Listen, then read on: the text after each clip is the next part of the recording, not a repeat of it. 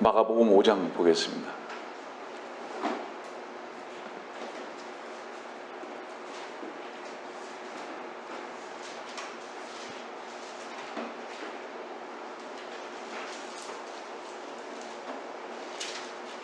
마가복음 5장 24절입니다.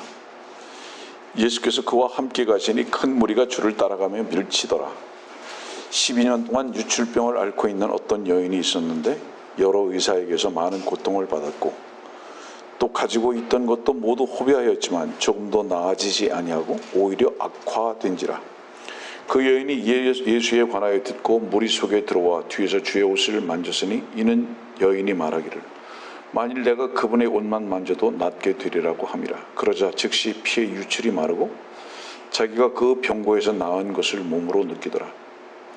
그때 예수께서 자기에게서 능력이 나간 것을 즉시 스스로 하시고 무리 속에서 돌아보시며 말씀하시기를 누가 나의 옷을 만졌느냐고 하시니 제자들이 주께 말씀드리기를 주께서는 무리가 주를 밀치는 것을 보시면서 누가 나를 만졌느냐고 말씀하시나이까? 라고 하니 주께서는 이 일을 행한 여인을 보려고 둘러보시니 그 여인이 자기에게 이루어진 일을 알고 두려워 떨며 와서 주 앞에 엎드려 모든 사실을 말씀드리니라.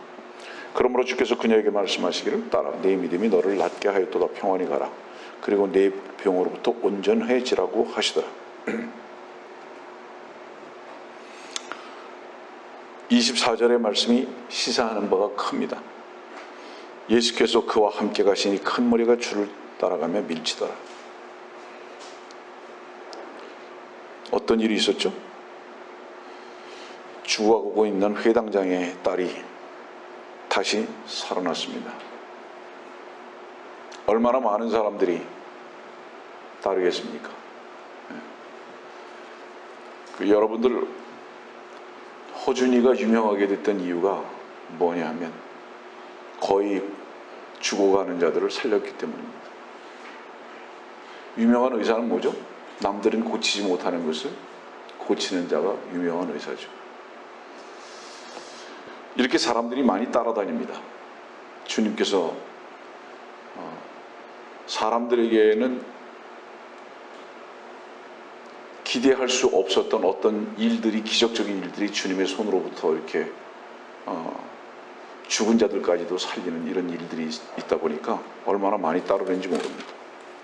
우리 요한복음 같은 경우도 한번 볼까요?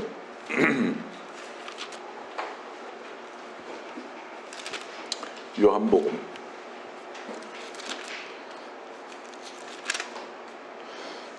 6장입니다.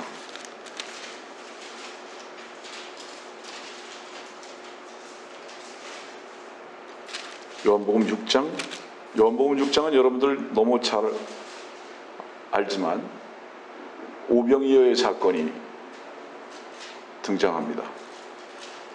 보리빵 5개 물고기 2마리를 가지고 5,000명을 먹인 이 일입니다. 그래서 주님께서는 15절 말씀 보니까 예수께서는 그들이 와서 자기를 억지로 데려다가 왕으로 세울 줄 아시고 혼자서 다시 산으로 가시니라. 여기 혼자서라는 그 의미의 말씀은 무슨 얘기냐면 나는 너희들이 관심 있는 것과 상관없는 자다. 너희들이 관심이 있는 것은 무엇을 먹을까, 무엇을 입을까에 대한 관심이지만 내가 너희들에게 빵을 준 것은 사실은 너희들의 육신을 배부리게 하기 위한 데 있는 것이 아니고 난 하늘에서부터 내려온 참 빵이다라는 것을 알게 해주기 위해서 너희들에게 빵을 준 것이지 너희들의 육을 배부리게 하기 위해서 내가 온 것이 아니다. 난 너희들과 다르다. 그리고 혼자 떨어져서 가시는 거예요. 분명히 다른 거죠, 그분이. 그 다음에 26절 말씀을 보니까 예수께서 그들에게 대답하여 말씀하시기를 진실로 진실로 내가 너희에게 말하노니 너희가 나를 찾는 것은 기적들을 보았기 때문이 아니라 빵을 먹고 배부른 까닭이라. 예전에도 설명을 했지만 그들이 기적을 보았습니까? 안 보았습니까? 보았죠. 어떤 기적을 보았죠? 빵 5개 물고기 2마리를 가지고 5,000명을 먹이는 기적을 봤어요. 분명히 그 현장에 있었죠, 이들이. 근데 보았기 때문이 아니라 빵을 먹고 배부른 까닭이다. 이렇게 말씀하시는 이유는 뭐죠? 너희들 잘못 봤어.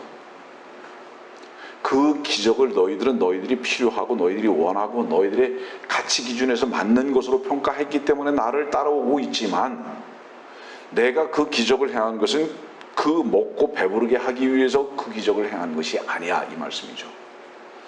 이렇게 이제 주님을 따르는 이유들이 육신의 필요에 따라서 주님만을 따릅니다. 이렇게. 그러면 주님은 세상 신이 아니죠. 다시 말하면 주님께서 우리의 주가 되신 것은 세상을 공급하시기 위해서, 세상으로의 만족을 주시기 위해서 주님은 우리의 인도자가 되시거나 우리의 주가 되신 것이 아니라 하늘에서 내려온 빵이신 주님으로 말미암아 참다운 만족이 무엇인지를 알게 하시기 위한 데 목적이 있으셨는데, 세상과 육신에만 관점을 가지고 관심을 가지고 있는 사람들의 위치에서 볼 때는 자기식으로만 해석하는 거죠. 이제 그런 것들을. 얼마나 사람들은 자기중심적인지, 말을 해도 자기중심적으로 듣고요, 단어를 해석함에 있어서도 자기중심적으로 단어를 해석하고요. 똑같은 사랑이라는 단어를 말을 해도 그 사랑이라는 단어를 사용하는 사람의 뜻에 맞지 아니하고 자기 기준에 맞춰서 그 사랑이라는 단어를 쓰고요. 주님의 사랑은 어떤 것이죠? 주님의 사랑의 표현은 우리에게는 사랑이 없다는 것을 알게 하시기 위한데 그 사랑이라는 단어를 쓰고 계셨습니다. 우리에겐 사랑이 없다. 하나님 한 분만이 사랑이시라는 것을 가르쳐 주시기 위해서 사랑이라는 단어를 사용하고 계셨던 거예요. 그 이유가, 시작이. 그런데 그 사랑이라는 것을 듣는 사람들은 그 사랑을 어떻게 해석했느냐 하면 우리에게 사랑을 요구하시는구나 라고 바꿔서 듣고 해석하고 그렇게 실천하는 것이 하나님께서 요구하신 것이라고 곡해하기 시작했던 것입니다. 이것이 하나님의 진리의 말씀을 바로 듣지 못한 자기중심적 사고입니다. 그리고 결정이죠. 이런 일들이 어디에서 일어나고 있죠? 온 종교 속에서 다 일어나고 있습니다. 그래서 귀에 걸면 귀걸이, 코에 걸면 코걸이가 됐습니다. 아전인수. 그죠? 자기 방식대로만, 자기 좋은 대로만 해석하는 거죠. 그런데 찾아보지 않겠습니다.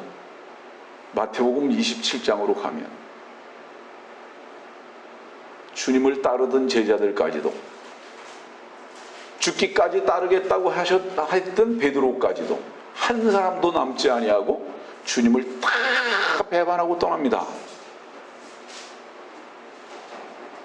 그러면 모든 사람들의 관심은 뭐죠? 단 하나. 저분을 따라서 내게 유익이 되느냐? 내가 무엇인가를 얻을 수 있는 것이 있느냐? 아니면 내가 오히려 손해를 볼 것이냐? 그럼 그들의 이익과 손해는 어디에서, 어느 저울에 단 것입니까? 자기 육신의 필요의 저울에 단 것입니다. 이것은 지혜로운 저울이 아니에요. 현명한 저울이 아니에요. 하나님께서 우리들에게 주시는 현명한 저울은 무엇이냐? 육신과 세상적인 관점에서 볼 때 가장 중요하다는 것, 모든 것을 다 팔아서 보물 하나를 사는 것이고 진주 하나를 사는 것이 하나님께서 보실 때에는 가장 현명하고 지혜로운 선택입니다. 그래서 우리는 주님께 무엇을 기도해야 하는 것이냐 하면 하나님의 가치가 우리의 눈과 귀에서 마음에서 회복되어져서 하나님의 가치가 나의 가치가 되는 것으로 기도가 시작되어야 되는 거예요. 좀 아까도 우리가 오면서 우리 같이 얘기를 했지만, 사람들은 설교를 너무 길다라고 하는 이유가 무엇인가? 영화는 2시간, 3시간도 짧거든요. 자기가 좋아하는 영화는. 드라마는 밤새도록이라도 보고 싶어 하거든요. 끊어질까봐 겁나거든요. 설교는 왜 1시간이 길죠?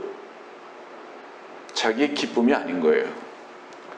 자기의 가치에 맞지가 않는 거예요, 그 설교가. 여러분들이 감동받는 노래는 여러분들 안에 그 감동, 노래의 가사와 그 음률의 필요가 여러분들 안에 있기 때문입니다.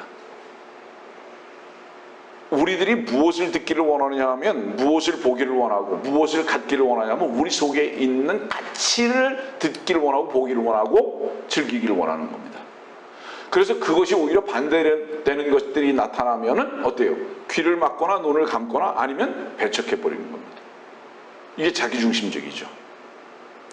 말씀을 정리하겠습니다. 사람들은 자기에게 이익이 되는 일에는, 육신적 이익입니다. 이익이 되는 일에는 많은 사람이 주님을 따라다니는 거예요. 예배당이 꽉꽉 넘칩니다. 단언하건대 수만 수십만, 세계 수억에 따르는 어떤 종교의 무리들은 그 종교가 진리가 아님이 분명합니다. 왠지 아세요, 여러분들? 사람들이 절대로 진리에 관심은 있는 것 같으나 진리의 전제는 무엇이냐? 그 자신의 가치와 그 자신이 끝나지 아니하면 진리를 얻을 수 없기 때문입니다. 그렇기 때문에 참된 진리의 말씀 앞에 많은 사람들이 반응한다? 불가능합니다. 우리 자신도 불가능했습니다. 그럼 무엇 때문에만 가능했느냐? 주님의 은혜 하나 때문에만 가능했던 것입니다. 오전에 설교에도 말씀을 드렸듯이 우리가 어떻게 이 은혜를 얻었느냐? 우리가 어떻게 이 주님의 살핌 가운데 나아갈 수 있었느냐? 전제가 뭐라고 말씀드렸죠? 우리의 철저한 망함 가운데였다.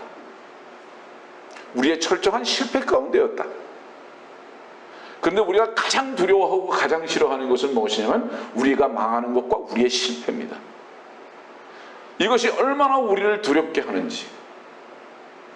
그래서 뭐라고 그랬죠? 번지점프를 말했잖아요. 떨어지지 아니하면 나를 수 없음에도 그렇습니다. 우리를 슬프게 하는 거죠. 자, 다시 이제 오늘 마가복음 5장으로 갑니다. 24절 보니까 예수께서 그와 함께 가시니 큰 무리가 주를 따라가며 밀치더라. 아, 저분은 죽은 자도 살리는 분이야. 얼마나 많은 사람들이 따랐겠습니까? 그런데 12년 동안 유출병을 앓고 있는 어떤 여인이 있었습니다.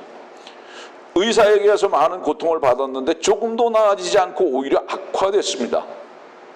요 문제를, 요 말씀을 교리적인 관점에서 잠깐 설명합니다.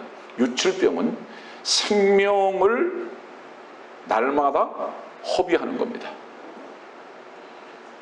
생명은 피해 있잖아요. 이 생명을 날마다 허비하는 거예요. 이건 무엇을 의미하는 것이냐 하면 우리가 육신을 쓰면서 살아가는 모든 삶은 그 끝이 무엇인 줄 아느냐? 육신을 쓰는 그 삶의 그 끝은 무엇인 줄 아느냐? 죽는 거다. 이것을 고치는 의사가 없어요. 매일 자기를 쓰게만 하는 겁니다. 여러분들 의사를 쫓아다니잖아요. 이 여인이. 그러나 이 의사를 만나서 낫지 못하는 이유가 뭔지 아십니까? 의사는 이렇게 권면했을 겁니다. 잘 들으세요. 그 피를 쓰는 것은 여자로서 정당한 것이다. 써라. 무슨 뜻인지 아세요? 교회는요, 참 의원 되신 주님께서 무엇을 요구하시는지 아세요? 참 의원은 그 병은, 그 유출병은 죄야. 끝쳐야 돼. 이렇게 말씀하시는 거예요. 주님만 그렇게 말씀하시는 거예요. 그런데 지금 이 시대의 모든 종교인들과 교회의 목사라는 사람들이 뭐라고 얘기하냐면 욕이라도 써라. 이스마엘이면 어떠냐? 하나님께서 약속하신 약속의 말씀의 성취를 언제 보겠느냐? 네 자신의 열심과 네 자신의 최선을 가지고 하나님을 섬겨라. 이것이 이 시대의 모든 의사라고 하는 교회의 목사들의 관점이고 설교입니다. 그래서 이것이 이 유출병이 오히려 정당한 것으로 가리키고 있는 지금 현재 이 세대다. 절대로 과장이 아닙니다. 그래서 지금 이 시대는 약속의 말씀이신 이삭이 일하는 교회는 본 적이 없고 전부 다 뭐예요? 이스마엘 외에는 없습니다. 사람이 일하게 만드는 거예요. 그래서 그 조직을 통해서 그 다음에 뭐예요? 그 사람을 인정해 줌으로 말미암아, 그 사람을 인정해 줌으로 말미암아 그 사람이 육을 사용할 수밖에 없도록 이끌어가는 거예요. 나을 방법이 없어요. 나을 방법이 없어요. 주님께서 이 여인을 만나셨습니다. 그런데 이 여인은 무엇을 안 거죠? 이걸 안 거죠. 피를 쓰는 것은 부끄러운 일이다. 이걸 안 거죠. 그죠? 어떻게 하면 피를 쓰지 않을 수 있을까? 이건 분명히 레위기의 말씀에 의해서 병입니다. 이건 안 써야 되는 거예요. 이 여인은 아는 것이죠. 이게 부끄러움이라는 것이죠. 그런데 문제는 지금 이 시대의 종교인들은 이것이 절대로 부끄러움이 아닙니다. 자랑입니다. 나는 이렇게 피를 썼다고, 지난 한 주 동안도 이렇게 피를 써서 이런 일을 성과를 거뒀고 오늘도 이 교회에서 나는 이 피를 쓸 것이다라고. 그 피가 유출병으로서 범죄라는 것조차 가르쳐주는 의사가 없습니다. 이 시대의 현재적인 상황이죠. 주님을 만났어요. 그리고 주의 옷을 뒤에서 만졌습니다. 27절 보니까 뒤에서 만졌어요. 앞으로 나갈 수 없어요. 자기의 문제를 아는 겁니다. 부끄러움을 아는 거예요. 28절 보니까 이는 여인이 말하기를 만일 내가 그분의 옷만 만져도 낫게 되리라고 함이라. 여기서 옷만 만져도라는 이 말씀은 엄격한 의미에서는 무엇인지 아십니까? 주님의 육체입니다. 성경에서 이 옷은 몸을 말하는 거죠. 예. 그래서 저는 분명히 옷을 만졌겠지만은 이 옷의 영적 의미는 주님의 몸이 분명하다. 그러자 즉시 피의 유출이 마르고 자기가 그 병고에서 나은 것을 몸으로 느끼더라. 주님의 몸과 여인의 손이 합쳐졌을 때 그 몸은 완벽하게 낫습니다. 이건 무슨 의미죠? 그리스도의 죽으심에 동참되어진 것이 분명합니다. 십자가에서 피를 흘리신 그 주님의 피와 하나가 된 게 확실합니다. 그리고서는 낫어요. 그때 예수께서 자기에게서 능력이 나간 것을 즉시 스스로 하시고 무리 속에서 돌아보시며 말씀하시기를 누가 나의 옷을 만졌느냐고 하시니 능력이 나간 것을 즉시 스스로 아시고. 여러분들이요, 주님은 이 능력이 나간 것을 어떻게 아셨을까요? 성도들이요, 주님은 주님의 십자가에 동참되어지는 순간순간들을 절대 놓치지 아니하십니다. 그 증거가 뭔지 아세요? 여러분들이 십자가에 동참되어질 때에, 겟세마네에 동참되어질 때에 반드시 주님의 능력은 그 동참하는 그 사람에게 잊지 아니하고 전달되어지는 것은, 그 증거가 무엇이냐? 결코 그분이 십자가에 동참되는 것을 모르지 않는다는 것을 의미하는 거예요. 절대로 주님은 아십니다.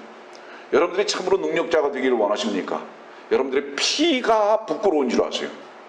여러분들의 육신을 쓰는 것이 병인 줄 아세요. 그것을 참다운 의사이신 주님께 가지고 나가야 할 필요성을 발견하십시오.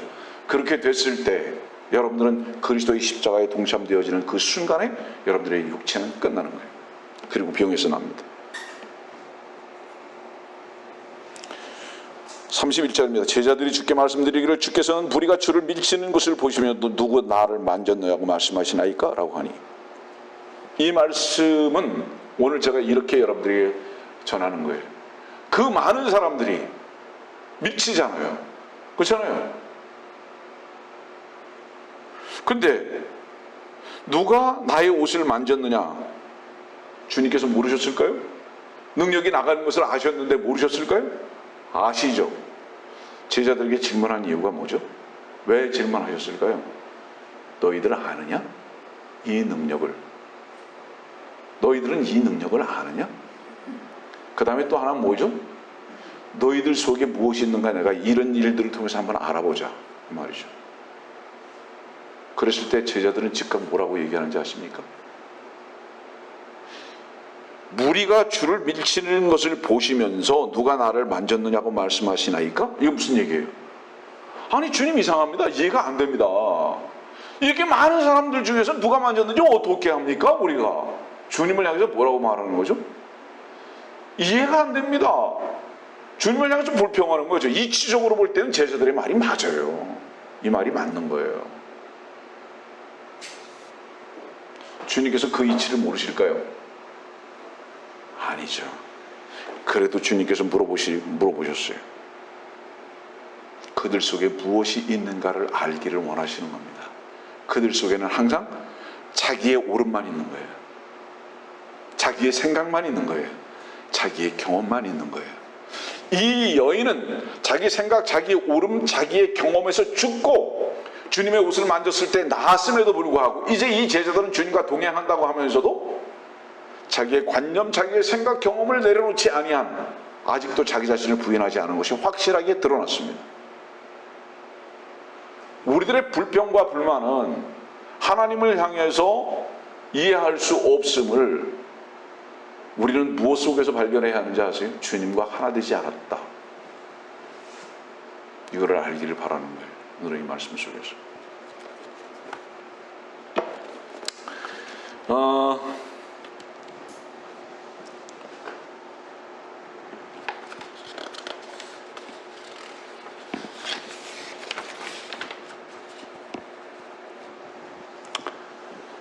아침에 그 얘기했어요. 우리가 상황을 보면서 산다고. 항상 상황 속에서 살기를 원한다. 상황의 말씀의 상황으로 볼 때는 제자들이 옳잖아요. 주님이 틀려요. 다시 말하면 오늘의 말씀은 너희들이 왜 불평하는 줄 아느냐? 상황 속에서 살기 때문에 불평하는 거다. 상황 속에서 살기 때문에. 한번 생각해 보세요. 우리의 불평의 이유는 단 하나예요. 우리의 처한 상황이에요. 그 상황 때문에 불평하는 거예요. 상황을 어떻게든지 해결하고 싶은 그 요구와 필요는 있는데 항상 그 상황에 우리가 놓여있게 된단 말이에요. 그러니까 불평한다는 겁니다. 아침에도 말씀드렸지만 그 상황은 우리들에게 반드시 필요한 상황인데도 불구하고 그렇다는 거예요. 살이 찌고 기름 졌기 때문에 이것을 빼야 하는데, 의사 위치에서 볼 때는 우리는 계속 뭐예요? 고기만 요구한다는 거죠. 기름진 것만 요구한다는 거죠. 여러분들, 지금 여러분들의 꼬라지가 어느 꼬라지입니까? 남들하고 비교했을 때 그 꼴은요, 복된 꼴입니다. 네. 보통 사람들 이러거든요. 내가 주님을 따른다고 따랐는데 난 왜 이래? 여러분들 주님을 따른다고 따랐습니까? 근데 나는 왜 이래요? 다른 것을 요구하지 마세요. 주님을 따른 그 자체가 가장 아름다운 보석인 것을 여러분들이 발견하십시오. 내가 주님을 따른 그 자체가 가장 아름다운 진주다. 나는 왜 그러냐고요? 그것을 덧붙여서 무엇인가를 얻을 생각을 하지 마세요. 그것은 불평입니다. 그거는 상황에 묶여 사는 게 분명해요. 주께서 따르게 하셨지 않습니까? 그럼 복되신 주께서 이미 그 상황 속에서 우리의 주님이 되신 것이 확실하지 않느냐 이 말이에요. 그럼 그 자체가 진주다 이 말이에요. 우리가 다른 사람들이 따를 수 없는 것, 따르게 하셨다면 그 주님의 그 특권의 사랑, 이끄심, 그 이상의 무엇이 우리들에게 필요한 것인가, 여러분들 결정하셔야 합니다. 마음속에서 아예. 그래서 우리들의 마음이 상황 때문에 불평하는 어리석은 위치로 돌아가서는 결코 안 된다. 안 된다. 제자들은 그랬어요. 주님은 진짜 상황도 모르는구나. 이 도대체 어떤 상황인데 이 상황도 모르고 저분이 그럴까? 그렇죠? 주님은 상황 모르십니다. 주님은 예민하셨죠? 살짝 옷을 만졌는데도 알았어요. 예민하셨죠? 제자들은 왜 몰랐을까요? 제자들은 전부 다 자기 일에만 바쁜 겁니다. 어저께 목사님이 어느 가정을 신방하고 그 가족과 함께 무척 기뻐했습니다. 제가 와서 1년 동안 이 교회를 우리 목사님과 같이 섬기면서 우리 이 목사님의 가족 또 목사님이 그렇게 기뻐하는 모습을 잘 못 봤어요. 어느 가정을 방문하고 그렇게 기뻐한 거예요. 이유가 무엇이냐? 주의 복음의 말씀에 마음이 열려지는 것을 본 거예요.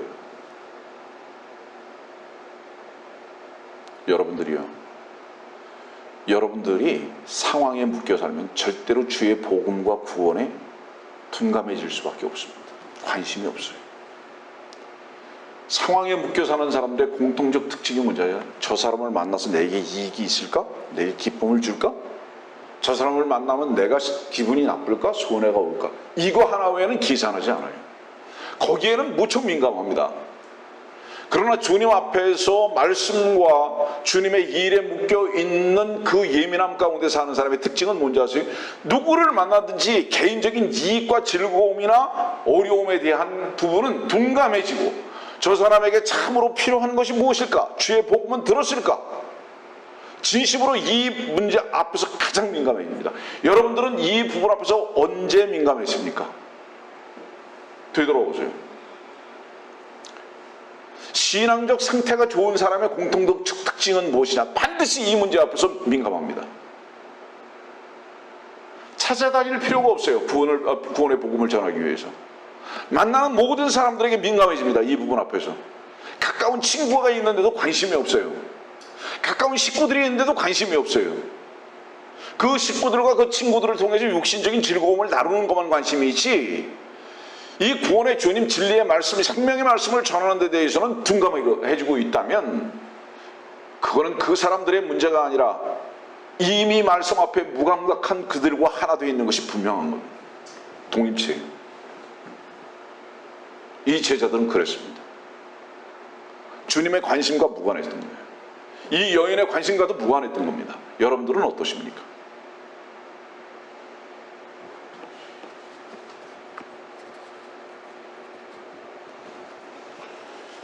그리스도인으로서 살아있는 분명한 증거, 그리스도께서 내 안에 사신 것에 대한 분명한 증거는 그리스도가 가진 그 관심에 내가 얼마나 예민하게 반응을 하느냐. 그렇잖아요.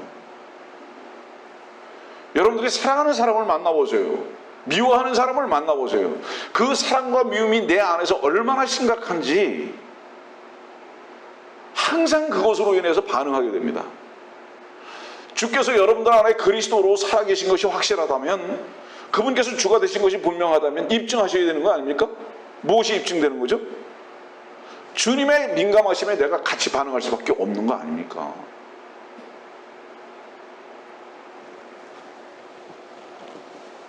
주님의 시선으로, 주님의 관찰에 관심이 없어요. 요한복음 11장 말씀도 한번 보겠습니다. 21절. 말하다가 예수께 말씀드리기를, 주여, 만일 주님께서 여기 계셨더라면 나의 오라비가 죽지 아니하였겠나이다. 여기 무슨 얘기죠? 나의 오라비가 죽지 아니하였겠나이다. 여기 계셨더라면. 이거는 믿음이 아니에요. 주님을 믿는 믿음을 말하는 게 아니에요. 주님을 향한 불평이에요. 상황 논리를 지금 말하잖아요. 지금 주님 여기 계셨으면 우리 오라비가 죽지 않았을 텐데, 이게 상황 논리예요. 지금 불평이에요. 이게 왜 안 계셨습니까? 이 얘기거든요. 왜 안 계셨습니까? 근데 주님은요, 오히려 어때요? 이틀을 더 유하시고 가세요. 우리 나사로가 죽게 됐다 그러는데 이틀을 더 유하시고 가시잖아요. 여러분들은 성경에서 이 나사로는 주님의 친구로서 유대인들을 가리킵니다. 이스라엘을 가리키잖아요. 근데 이스라엘이 죽게 됐는데, 나사로가 죽게 됐는데 안 가잖아요. 안 가시잖아요. 주님 이틀 동안 그냥 머물러 버리시잖아요. 어디 머무르시죠? 이방인들에게 머무르시죠. 생각해 보세요. 즉각 반응해야 하는 거 아닙니까? 여러분들, 주님은 안 가세요. 왜죠? 완전히 죽을 때를 기다리시는 거죠. 죽지 아니하면 주님께서 일하지 아니하세요. 이것이 십자가의 도에 동참되어지는 주님의 인도하심과 주님의 길이에요. 절대로 죽지 아니하면 주께서 일 않으십니다. 그 주님은 뭐를 기다리시는 거죠?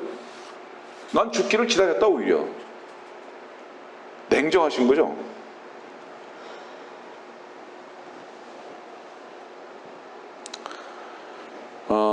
상황 논리로 볼 때는 주님께서 마르다한테 뭐라고 얘기해야 합니까? 상황 논리로 볼 때는, 마르다야 미안하다. 내가 빨리 왔어야 하는데 그 상황 논리라면 그렇죠.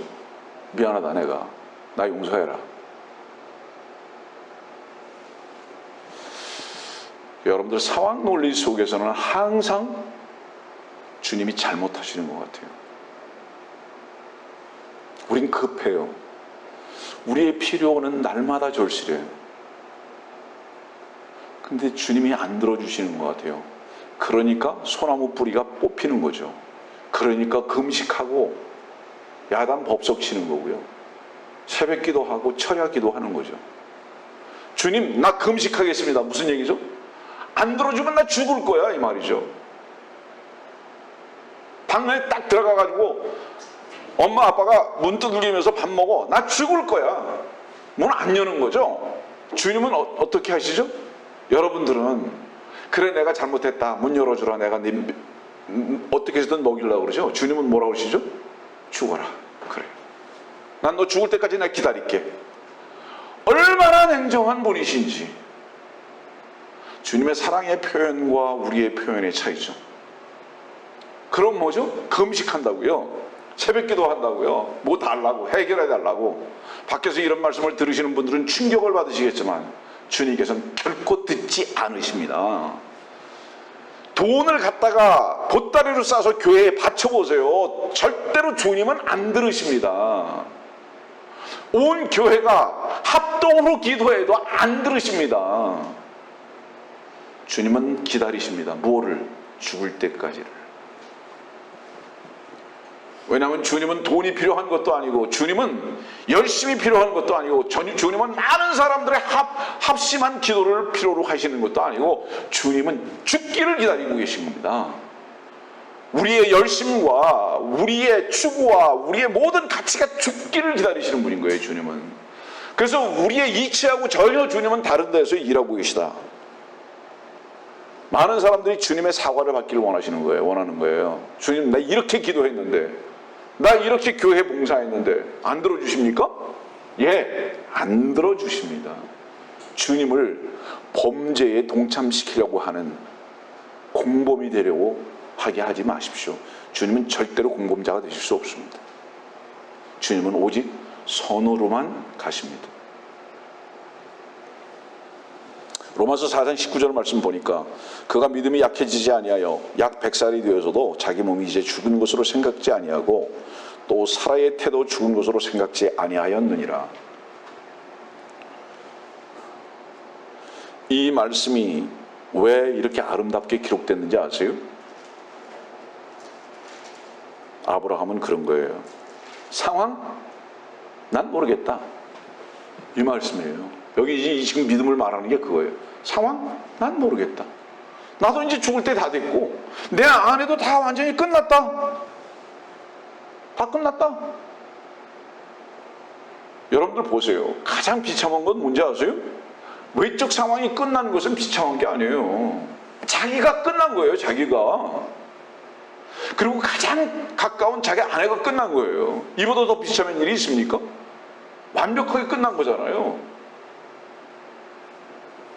그런데 왜 믿음이라는 말씀이 등장하는지 아세요? 로마서 4장에 그 이유가 뭔지 아세요?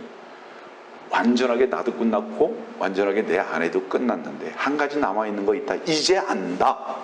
완전히 끝나고 보니까 이제 안다. 하나, 소망할 수 있는 거 하나 있다. 기대할 수 있는 것이 한 가지 있는데, 그것이 뭐예요? 약속의 말씀이다. 아멘이죠. 약속의 말씀 하나는 기다릴 수 있다. 왜냐하면 그 말씀만이 참되고 그 말씀만이 영원한 것이고 그 말씀만이 반석이기 때문에 나는 끝나야 되고 내 아내도 끝나야 되며 모든 상황은 종료가 되어야 하는 것이다. 그래야 하나님께서 일하신다. 이 말씀이 지금 이것이 참다운 믿음이다. 우리는 이곳으로 나가야 하지 않겠는가?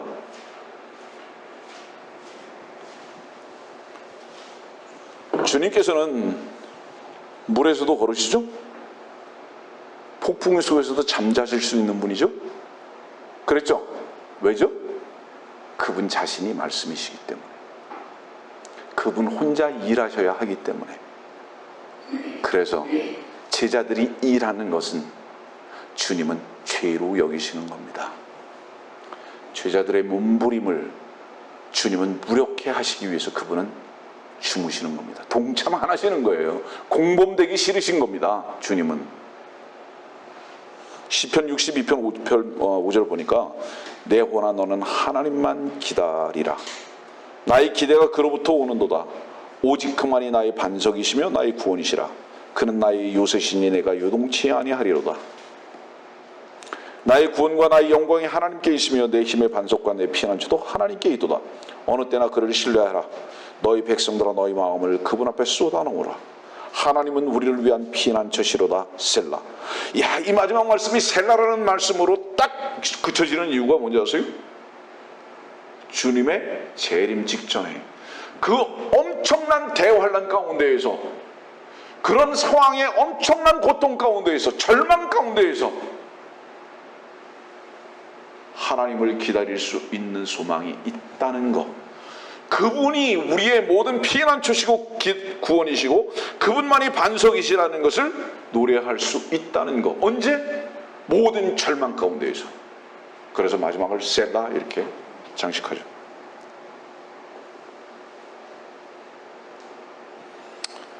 성경에 얼마나 불평하는 자들이 많은지, 얼마나 불안해하는 자들이 많은지,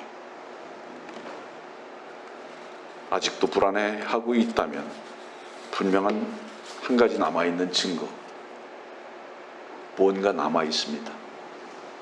다 잃어버리세요. 다 상실해보세요. 절대 불안하지 않습니다. 그 아직 남아있는 것을 그분께서는 이렇게 말합니다.